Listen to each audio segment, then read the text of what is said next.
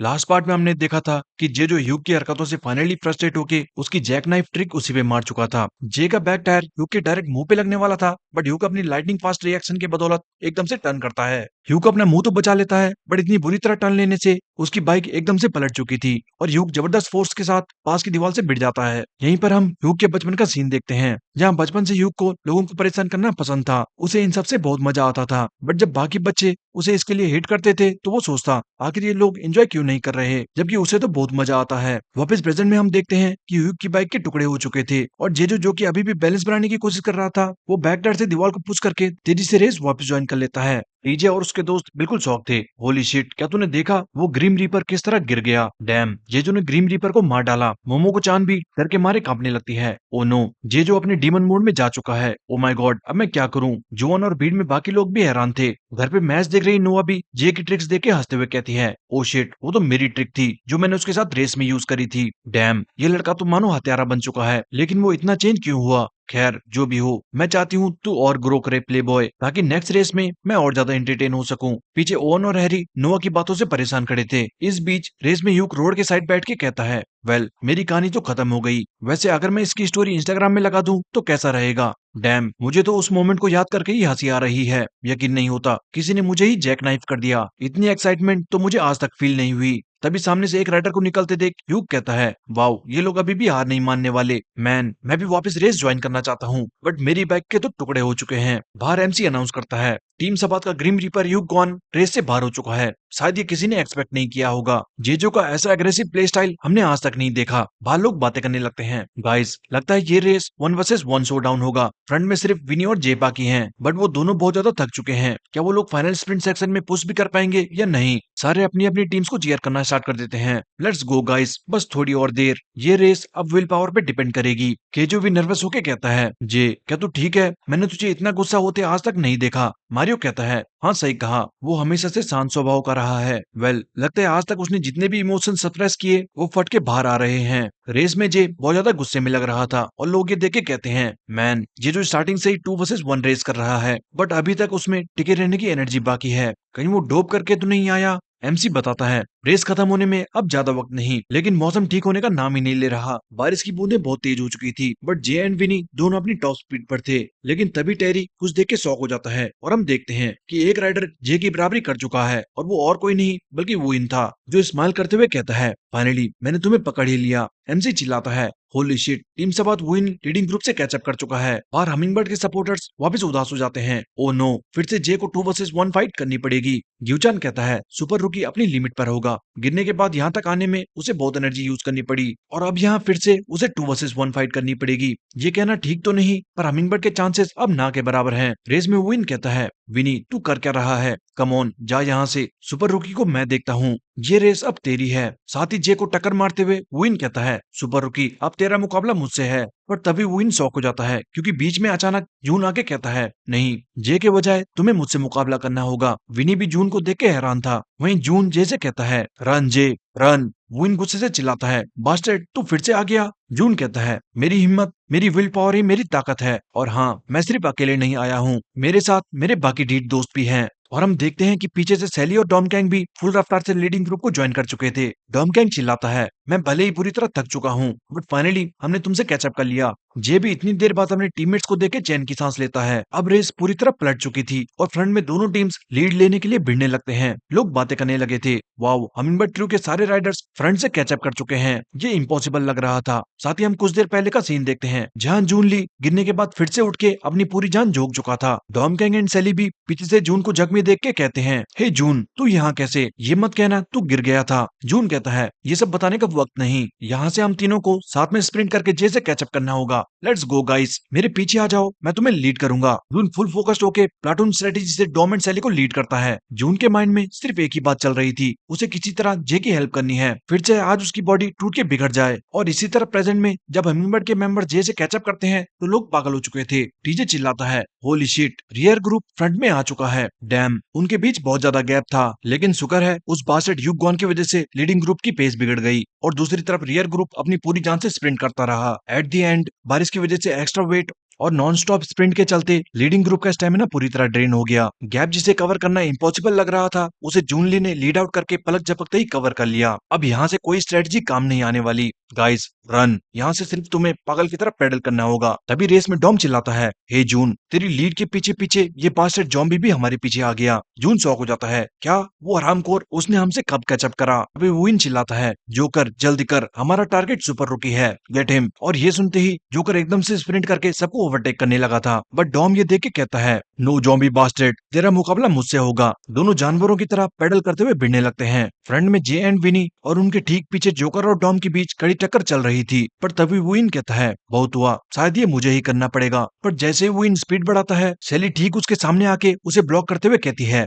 अब तू कहाँ जा रहा है। विन गुस्से से पागल हुआ जा रहा था और सोचता है, ये चालाक लोमड़ी, ये हर बार हमारे बीच में आ जाती है। डैम इट, वो हरामखोर ह्यूग गॉन, अगर उसने वो फालतू का क्रेजी स्टंट ना किया होता तो ये नौबत नहीं आनी थी। अभी जून को आगे निकलता देख विन चिल्लाता है, oh no, damn it, damn it. June इतनी तेजी से स्प्रिंट करता है कि पलक झपकते ही सबके बीच से होता हुआ जून विनी और जे के बीच में आ चुका था। साथ ही विनी को टक्कर मारते हुए जून कहता है, विनी होंग, ये रेस हम जीतेंगे। ये बातें सुनते ही विनी को पुरानी मेमोरी याद आती है, जहाँ एक दिन ग्रुप से अलग बैठे जून से विनी सवाल करता है, हे जून, तू इतना ट्राई हार्ड क्यों करता है। एक लीड आउट मैन को हमेशा खुद को रेस में सेक्रीफाइस करना पड़ता है और एंड में सारी स्पॉटलाइट उसको मिलती है जो फिनिश लाइन क्रॉस करता है।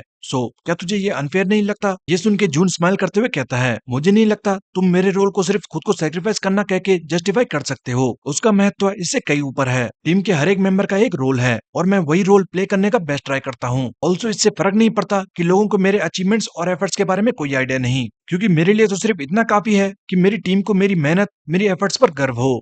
That's it. यही रीजन है जो मुझे आगे बढ़ते रहने में मजबूर करता है। वापस प्रेजेंट में विनी यही बातें याद करते हुए ट्रिगर हो चुका था और गुस्से से कहता है, तुझे सच में लगता है कि इतना काफी होगा कि सिर्फ तेरे टीममेट्स को तेरी काबिलियत का अंदाजा हो। बुलशिट, मैं ऐसी घटिया सोच नहीं रखता। हर कोई जो दुनिया में साइन करने के लिए बना है उसे साइन करना चाहिए। ये कहते ही विनी बीस्ट मोड में जा चुका था और अपनी टर्बो स्पीड से सबको पीछे छोड़ देता है। हालांकि पीछे जून विनी को देख के बिल्कुल भी गुस्सा नहीं था और विनी की स्पीड देख के स्माइल करते हुए कहता है, उसके इरादे आज भी उतने ही स्ट्रॉन्ग हैं। वहीं रेस में एमसी अनाउंस करता है, एक बार फिर विनी होंग सभी राइडर से आगे निकल चुका है। उसी वक्त जे को तूफान की तरह आगे निकलते देख एमसी चिल्लाता है, मुझे विश्वास नहीं होता इन राइडर्स के पास अभी भी स्प्रिंट करने की ताकत कैसे बाकी है। अमेजिंग। फाइनली जैसे ही राइडर्स टनल को पार करेंगे उसके बाद स्टार्ट होगी रेस की आखिरी स्प्रिंट। टनल में घुसते ही बारिश रुक चुकी थी और अंदर टायर्स की अच्छी ग्रिप नोटिस करते ही जे कहता है, यही मौका है, यही कुछ मोमेंट्स रेस का रिजल्ट डिसाइड करेंगे। जे पूरी जान से पेडल करना स्टार्ट कर चुका था पर तभी उसे कुछ महसूस होता है और उसी वक्त पीछे से डेविल की तरफ पलक झपकते ही जोकर उसे क्रॉस कर चुका था। जे बिल्कुल शॉक था, आखिर कैसे इतनी स्पीड। सामने से जोकर कहता है, सुपर रुकी, क्या तू मुझे ब्लॉक करना चाहता था। लेकिन वो बोल ही रहा था कि तभी साइड से डॉम उसे टक्कर मार के कहता है, बास्टेड जॉम्बी, तुम मुझसे बच के कहाँ भाग रहा है। दोनों गुस्से में इतनी जोर से टकराते हैं कि एक जोरदार धमाके के साथ दोनों को बाहर की तरफ जोर का धक्का लगता है। फोर्स इतना जबरदस्त था कि डॉम सीधा गिरता हुआ विनी पे क्रैश करता है। विनी बहुत ज्यादा डर चुका था और डॉम से बचने के लिए विनी अपनी बाइक पूरी तरह साइड लेटा देता है। विनी के सामने से हटते ही डॉम बुरी तरह रोड में क्रैश कर चुका था। हालांकि विनी भी खुद को नहीं संभाल पाता, उसकी बाइक इतनी टिल्ट हो चुकी थी कि विनी समझ चुका था ये उसके रेस में आखिरी मोमेंट है। बाहर रेस देख रहे यूमी और गिलबर्ट भी डर के मारे सदमे में जा चुके थे। पर तभी अचानक ना जाने कहां से बीच में विन आ चुका था और विन को उल्टी तरफ धक्का देके गिरने से बचा लेता है। विनी को विश्वास ही नहीं होता कि विन ने उसे बचाने के लिए अपनी जान दांव पर लगा दी। विनी को बचाने के लिए इतनी जोर से टकराया था कि उसकी बाइक बुरी तरह आउट ऑफ कंट्रोल हो चुकी थी और विनी के सामने सामने विन खतरनाक तरीके से क्रैश कर जाता है। लेकिन गिरते हुए भी विन अपने बचपन की मेमोरी याद करते हुए कहता है, कोरिया का rising cycling star win you. लोग मुझे बचपन में इसी नाम से पुकारा करते थे और इसीलिए मुझे लगता था मैं स्पेशल हूँ। लेकिन इन दी एंड मैं बेवकूफ था। उस टाइम मुझे लगता था मेरे डैड मुझ पर प्राउड हैं। शायद मैं भी खुद को एक्स्ट्रा पुश करता क्योंकि मुझे उनकी उम्मीदों पर खड़ा होना था। मैं बचपन से मिडिल स्कूल, हाई स्कूल में राइजिंग स्टार रहा, लेकिन एक बार अचानक इंजरी के कारण मुझे लेग सर्जरी करानी पड़ी। उस एक्सीडेंट के बाद मुझे मालूम चला कि मैं कभी भी पहले की तरह पेडल नहीं कर पाऊंगा। 0.1 सेकंड बैरियर को फेस करने के बाद मेरे एफर्ट्स का कोई फायदा नहीं था। मैं बिल्कुल बेकार हो चुका था। लोग विन का मजाक उड़ाने लगे थे। उसके साथ ही उसका मजाक उड़ाते हुए कहते हैं, बुरा लगा विन, शायद अब तुझे साइकिलिंग छोड़ देनी चाहिए। वैसे भी साइकिलिंग तो एक बहाना था। तो एक बास्टर्ड निकम्मा है जो अपने बाप की कमाई पर निर्भर है। विन कहता है, बकवास बंद कर। अगर तुझ में इतनी हिम्मत है तो आजा रेस कर मुझसे। मैं अभी भी तुझे एक पैर से हरा सकता हूँ। अगर मैं बास्टर्ड निकम्मा हूँ तो तुम भी पहले से ही घटिया भिखारी हो। ये सुनते ही सामने खड़ा लड़का गुस्से से विन पे अटैक करता है, बट विन उल्टा उसके मुंह पे हेडबट मार के उसे ढेर कर देता है। विन विश्वास ही नहीं कर पाता कि उसकी लाइफ किस मोड़ पे आ चुकी थी, जो उसे इन भिखारियों से लड़ना पड़ रहा था। नेक्स्ट सीन प्रिंसिपल ऑफिस का था, क्योंकि वो लड़के विन की कंप्लेन कर चुके थे। ऑल्सो जब विन की हरकतों की कंप्लेन उसके डैड को पता लगती है तो वो विन को एक कमरे में बंद कर देते हैं। साथ ही डैड अपने गार्ड्स को ऑर्डर करते हैं, बंद कर दो इस नालायक को अंदर और अच्छे से सबक सिखाओ जब तक ये सुधर नहीं जाता। विन कहता है, मैं तुम्हारा बेटा हूँ। एज ए पेरेंट क्या तुम्हारा इतना फर्ज नहीं बनता कि तुम एक बार मुझसे पूछो आखिर मैंने वो क्यों किया। डैड कहता है, मुंह बंद रख। जब तक इलेक्शन खत्म नहीं हो जाते तब तक कोई भी बेहुदा हरकत करने की कोशिश मत करना। विन कहता है, तुम्हें बस अपनी इमेज की फिक्र है। मेंबर ऑफ असेंबली होके तुम आखिर क्या उखड़ना चाहते हो। डैड कहता है, मेरी लाइफ 1000 गुना बेहतर होती अगर मेरा तुम्हारे जैसा बेटा ना होता। Useless man. Next scene Vin और विनी का था, जब विनी विन को अपने गोल के बारे में बताता है। मेरा गोल है पहचान बनाना। मैं चाहता हूँ पूरी दुनिया मुझे जाने और इसके लिए मैं फाइनल्स में अपनी जान लगा दूंगा। विन कहता है, पहचान? मैं तो ये फालतू चीजों को कब कब पीछे छोड़ चुका हूँ। वापस प्रेजेंट में विनी को इशारा करते हुए विन कहता है, विनी मुझे नहीं पता तू किसके लिए पूरी दुनिया में अपनी पहचान बनाना चाहता है। मैं तो वो कब कब पीछे छोड़ चुका था, बट प्रूव इट। प्रूव करके दिखा कि तू हमेशा से सही था। दिखा हमें ये कैसे किया जाता है। वो इनको सेक्रीफाइस करता देख विनी के अंदर अब अलग ही आग जल चुकी थी और वो सुपरसोनिक स्पीड से रेस में स्प्रिंट करने लगता है। पीछे जून अभी भी जोकर को ब्लॉक कर रहा था। नहीं जोकर, मैं तुझे जे के करीब नहीं जाने दूंगा। जोकर चिल्लाता है, बेवकूफ हट जा मेरे रास्ते से। बट जून किसी तरह जोकर को अभी भी ब्लॉक करते जा रहा था। तभी साइड से सैली भी जोकर को ब्लॉक करते हुए कहती है, इट्स क्रंच टाइम। ये रेस का आखिरी मोमेंट है। टाइम आ चुका है सबात क्रू को ब्लॉक करने का। जून और सैली जोकर को मानो जंजीरों में कैद कर चुके थे। बाहर लोग बातें करने लगते हैं, ओ गॉड उन्होंने जोकर को रोक दिया। क्या यही है असली हमिंगबर्ड की ताकत? डैम। सुलिम भी ये देख के कहता है, वाओ। रेस के एंड होते होते टेबल्स कम्प्लीटली टर्न हो गए। जैसे ही टीम सबात का ग्रीम रीपर रेस से बाहर हुआ उस मोमेंट से गेम पूरी तरह पलट गई। उसके बाद राइडर्स एक के बाद एक क्रैश होते गए। पहले टॉम गैंग फिर टीम सबात का ब्रेन विन। उन दोनों के गिरने से ये रेस अब 1 वर्सेस 1 स्प्रिंट बैटल बन चुकी है। ट्रैक में विन रोड पे लेटे हुए स्माइल करके कहता है, 3 साल पहले ये लास्ट स्प्रिंट मैं कर रहा होता। टू बैड डैम इट, अब मुझे भूख लग रही है। दूसरी तरफ डॉम को बुरी तरह जख्मी देख यूनम भागते हुए जाती है। ओ नो, लगता है डॉम गैंग को बहुत बुरी तरह चोट आई है, मुझे जाना होगा। वापस रेस में विनी सोचता है, क्या ये बारिश की वजह से है? मुझे अपनी बॉडी भारी क्यों महसूस हो रही है? विनी उसी वक्त अपने हेलमेट उतार के कहता है, इस फाइनल मैच में मैं सर्टेनली जीत हासिल करूंगा। विनी एक बुल की तरह जे का पीछा करने लगा था और एमसी बताता है, finally last 2 Riders decisive zone में जा चुके हैं। ये रेस अब विनी और जे के बीच 1 वर्सेस 1 रेस बन चुकी है। फिनिश लाइन को अब सिर्फ 900 मीटर बाकी है। लेट्स गो गाइस, समय आ चुका है अपना पूरा जोर लगाने का। बाहर सारे लोग नर्वस होने लगते हैं। ओ शिट, ये रेस अब उन दोनों के हाथ में है। डीजे कहता है, डैम उनका स्टैमिना अपनी लिमिट पर होगा। ग्यूचन मॉन्स्टर सुलिम सबकी नजर बस रेस पर थी और वो कहते हैं, ये रेस अब उनकी खुद से है। वहीं ट्रैक में विनी चिल्लाते हुए लीड लेता जा रहा था, ये रेस सिर्फ मैं जीतूंगा, सिर्फ मैं। दोनों के बीच भयंकर कांटे की टक्कर चल रही थी। कभी विनी आगे निकलता तो कभी जे आगे निकल जाता। इसी बीच विनी को अपने डैड से की कन्वर्सेशन याद आती है, जब उन्होंने कहा था, मैं ये साफ कर दूं, तू जो भी है वो मेरी बदौलत, बट मेरा जो इस वक्त हाल है वो तेरी वजह से। तेरी मॉम का जो चेहरे पर घाव है वो भी तेरी वजह से। हम इतने गरीब हैं तेरी वजह से, सब तेरी वजह से। अगर तू सिर्फ नॉर्मल पैदा हुआ होता तो आज ये नौबत नहीं आनी थी। ये सब सुन के ही विनी को उस दिन गुस्सा आया था और उसने अपने डैड को बुरी तरह पीट दिया। साथ ही विनी कहता है, मैं अच्छे से जानता हूँ कि मैं पैदा होते ही बहुत कमजोर था एंड हमेशा बीमार रहा करता। मॉम को मेरी वजह से हॉस्पिटल में मेरी देखभाल करनी पड़ती और इसी वजह से रेस्टोरेंट जो मॉम डैड के साथ चलाया करती थी वो ठप हो गया। इस स्ट्रेटेजी की शुरुआत मुझसे हुई। मेरा जन्म जैसे एक श्राप था, क्योंकि हमारे साथ एक के बाद एक दुर्घटनाएं घटती गई। एक्सीडेंट, गरीबी और मारपीट। इन दी एंड मैं एक ऐसा शख्स बन गया जिसे बस जिंदा रहना था, ठीक जैसा उस दिन उस टीचर ने कहा, एक निकम्मा नालायक इंसान। हालांकि मेरे जैसे इंसान के पास भी कुछ ऐसा है जिसे मैं प्रोटेक्ट करना चाहता हूँ। मैंने अपने कमजोर टैलेंट पर दिन रात मेहनत करी और लोगों को मुझ पर उम्मीद जताने पर मजबूर किया। इसलिए मैं उन्हें दिखाना चाहता हूँ, मैं उन्हें प्रूव करना चाहता हूँ कि अगर मुझे अपनी आत्मा भी बेचनी पड़े तो मैं वो करने को तैयार हूँ। मैं अभी तक इस बात को नकारता रहा, बट खैर अब मैं समझ चुका हूँ। मेरी पहचान किसी और के दम पर नहीं बननी चाहिए। मुझे कुछ अचीव करना है तो वो मुझे खुद अपनी पावर्स के दम पर करना होगा, ताकि उस अचीवमेंट्स का कुछ महत्व हो। और यही हम देखते हैं कि सांगो के दिए ड्रग को विनी ने फ्लश में बहा दिया था। वापस प्रेजेंट में विनी चिल्लाते हुए कहता है, मैं सबको दिखाना चाहता हूँ कि कैसे मैं टॉप पर राइज करूंगा। विनी की बढ़ती स्पीड देख के गनाई, यूमी सब हैरान थे। मॉम भी हॉस्पिटल में एमसी को अनाउंस करते सुनती है। दोनों राइडर्स अपनी आखिरी बची कुची एनर्जी रेस में झोंक चुके हैं। दोनों में से कोई भी गिव अप नहीं करना चाहता। विनी और जे दोनों अपनी टॉप स्पीड पर थे। विनी सोचता है, जे जो तुझे पूरी लाइफ किसी भी चीज की कमी महसूस नहीं हुई, डेस्परेशन, क्या तुझे इस शब्द का मतलब भी पता होगा? विनी कहता है, जे तू जिसे डेस्परेशन का मतलब भी नहीं पता, मैं तुझ जैसे इंसान से कभी नहीं हारने वाला। ये कहते ही विनी अचानक बहुत तेज स्प्रिंट करता है। बाहर एमसी अनाउंस करता है, वाओ। सफात क्रू के विनी होंग ने अचानक जेजो को पीछे छोड़ दिया। ये देखते ही गनाई के लड़के चिल्लाते हैं, लेट्स गो विनी होंग, दिखा दे सबको तुझे अपनी ग्रेजुएशन पिक्चर में लेजेंड दिखना होगा, लेट्स गो। हमिंगबर्ड के स्टूडेंट्स भी जे को चीयर करने लगते हैं, और तेज जे, और तेज, हमें तुझ पे भरोसा है, तूने ये हमेशा करके दिखाया है, कम ऑन। वहीं रेस में डेस्परेशन सुन के जे कहता है, डेस्परेशन, हाँ सही कहा, मुझ में वो बिल्कुल भी नहीं था। मैंने हमेशा से ऐसी लाइफ जी जो मेरे पेरेंट्स ने मेरे लिए प्लान करी थी। मुझे लगता था मेरी पहचान बस मेरे ग्रेड से होगी, और लगता था मैं बस डॉक्टर बनने के लिए पैदा हुआ हूँ। कुछ ऐसे ही डिसाइड किया गया था मेरा फ्यूचर। मुझे लगता था मैं बस इसी तरह जी सकता हूँ। लेकिन मेरे अंकल वो सबसे बिल्कुल अलग थे। उनके गोल्स एंड ड्रीम्स बिल्कुल क्लियर थी। अंकल बहुत कूल और अमेजिंग लगते थे। लेकिन एक दिन मुझे वो मनुष्य न्यूज सुनने को मिली कि अंकल डोप किया करते थे, जिनके चलते उन्होंने अपनी जान ले ली। उस दिन मेरे अंदर जैसे कुछ टूट सा गया, एंड जैसे जैसे टाइम बीतता गया सब कुछ सिमिलर रहा, जैसे कुछ हुआ ही ना हो।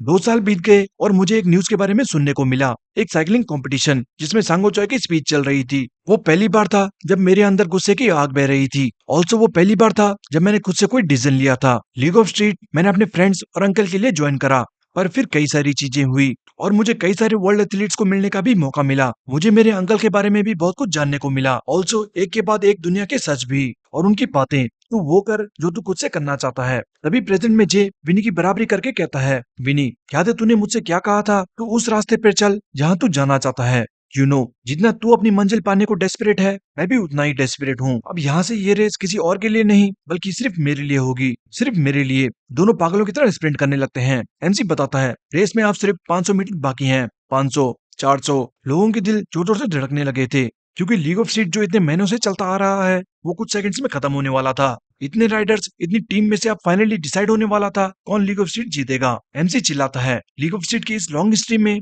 ये दोनों राइडर्स फुल स्टॉप लगाने वाले हैं। तभी विनी अपनी अल्ट्रा इंस्टिंक्ट फॉर्म अनलॉक करके कहता है, बहुत समय हो गया, मैंने अपनी लिमिट्स क्रॉस नहीं करी, बट नाउ, ऐसे वक्त में जहां मुझे मेरी थकान महसूस तक नहीं हो रही, क्या यही है राइडर्स हाय? मेरी बॉडी दर्द के मारे जैसे चीख रही हो, बट मेरा माइंड वो एक्सेप्ट नहीं करना चाहता। इस वक्त मैं अपनी फुल पावर से स्प्रिंट कर सकता हूँ। यही मोमेंट है जिसका मैं इतने समय से वेट कर रहा था। मैं अपनी पूरी पावर लगा दूंगा। और ये कहते ही विनी भयंकर इंपैक्ट पैडलिंग करता हुआ तूफान की तरह जे को धूल चटा देता है। विनी की स्पीड देख के टीजे और उसके दोस्त शॉक हो जाते हैं। होली सीट, क्या उस हरामखोर ने अपनी बैटरी चेंज कर दी? सांगो चॉय सांगक्वान स्माइल करके कहते हैं, इन दी एंड ये रेस विनी ही जीतने वाला था। विनी को इतनी दूर निकलता देख ये बहुत ज्यादा नर्वस हो जाता है। वहीं एमसी अनाउंस कर रहा था, ओ माय गॉड, दोनों राइडर्स के बीच गैप बहुत ज्यादा बढ़ता जा रहा है। मुझे नहीं लगता जे अब विनी की पेस मैच कर पाएगा। बैटिंग प्लेस पर भी विनी के सपोर्टर्स चिल्लाने लगते हैं, ओ हेल ये, अब ये रेस विनी को जीतने से कोई नहीं रोक सकता। दोनों राइडर्स स्टेडियम में एंटर कर चुके थे और लोग बातें करने लगते हैं, गाइस वो आ चुके हैं और लगता है सबात क्रू हल्का आगे है।